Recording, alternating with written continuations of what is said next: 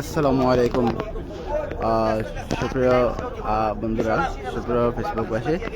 আজকে আমরা এসেছি জাবালে সৌর বা যেটা ইতিহাসে ইসলামের ইতিহাসে জাবালে সৌর নামে পরিচিত।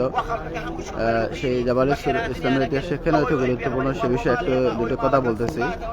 যে রাসূলুল্লাহ সাল্লাল্লাহু আলাইহি ওয়াসাল্লাম মক্কা থেকে মদিনায় হিজরতের সময় কাফিরদের নির্যাতনে যখন রাসূল সাল্লাল্লাহু আলাইহি ওয়াসাল্লাম মক্কায় টিকতে পারছিলেন না, তখন মদিনায় তিনি যাত্রার হিজরতের সিদ্ধান্ত নিলেন। তখন এই গুহায় তিনি জাবালে সৌরে অবস্থান করছিলেন। এটি প্রায় 650 মিটার উঁচু একটি পাহাড়। ওখানে রাসূলুল্লাহ সাল্লাল্লাহু আলাইহি ওয়াসাল্লাম তিনি ওখানে অবস্থান করছিলেন। এটা হলো সেই জাবালে সৌর বা পাহাড়। এই পাহাড়ে রাসূলুল্লাহ সাল্লাল্লাহু আলাইহি ওয়াসাল্লাম আবু বকরকে সাথে নিয়ে গুহায় অবস্থান করছিলেন। কাফিরা তার পিছু নিয়ে এসেছিল, কিন্তু আল্লাহর সাহায্যে কাফিরা তাদের খুঁজে পায়নি। এর 3 দিন পরে রাসূলুল্লাহ সাল্লাল্লাহু আলাইহি ওয়াসাল্লাম মদিনায় নিরাপদে যাত্রা করেন।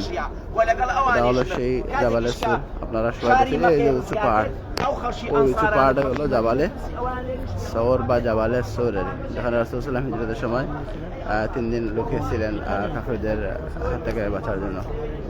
এই যে আপনারা দেখতেছেন, ওই যে উপরে একদম উপরে দুটো পাথর দেখা যাচ্ছে, এখানে গুহাটি অবস্থিত।